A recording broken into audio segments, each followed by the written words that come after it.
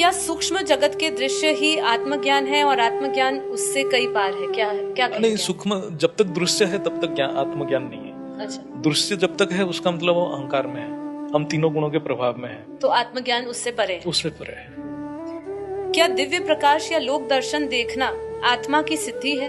ये तो आत्मा की सिद्धि है। या आत्मा का स्वरूप जानना असली ज्ञान है? आत्मा के स्वरूप को जानना असली ज्ञान है। केवल आत्मा को ही अनुभव करना बहुत इंपॉर्टेंट है, वही हमें मोक्ष देगा। और कितना भी हम सिद्धि कर लें, कितना भी हम दृश्य देख लें, वो हमें ये दुखों से मुक्ति नहीं दे सकता। क्या आत्मा का अनुभव दृश्यहीन है? दृश्यहीन शांति है जहाँ देखने वाला और देखा जाने वाला दोनों ही मिट जाते हैं। ये बात सही है। सही है। हाँ, जब आत्मा की अनुभूति होगा तब और कोई चीज अस्तित्व में नहीं रहेगा, वो केवल प्रकाश ही प्रकाश हो जाएगा और कुछ भी दृश्य नहीं रहेगा, क्योंकि वो त्रिगुणातीत है, गुणों से परे है।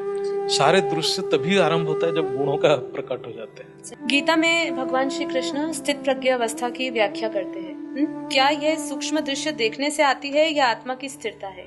एक्चुअली स्थित प्रज्ञ अवस्था, प्रज्ञ जो बोलते हैं ना, प्रज्ञन बुद्धि है, वो महतत्व है। बुद्धि का भी दो अवस्था है। अहंकार के अंदर भी बुद्धि रहता है, अहंकार से परे जो बुद्धि रहता है उसको हम महत करते हैं। महत मतलब महान, महान मतलब परम शुद्ध बुद्धि। जब बुद्धि तीनों गुणों के प्रभाव में रहता है, रजो सत्व तमो, तब वो बुद्धि अहंकार के अंदर परिधि में काम करता है। जब बुद्धि इतना शुद्ध हो जाता है, इतना शुद्ध हो जाता है, तीनों गुणों से परे चले जाता है, तब वो अहंकार शून्य हो जाता है, तब वो प्रज्ञा बनता है। वो स्थिति में जब रहेगा तभी स्थित प्रज्ञा बनेगा।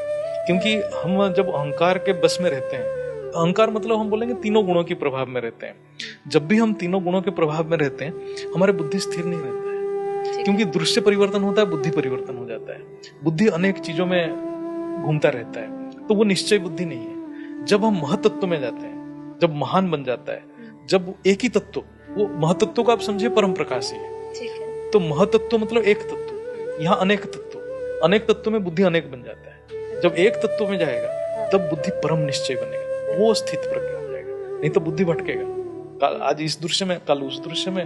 अब वो जो दृश्य देखते हैं बोलेंगे मैंने तो 2 महीने पहले ये देखा था, आज नहीं दिख रहा है, और तब वो और ज्यादा परेशान हो जाएगा।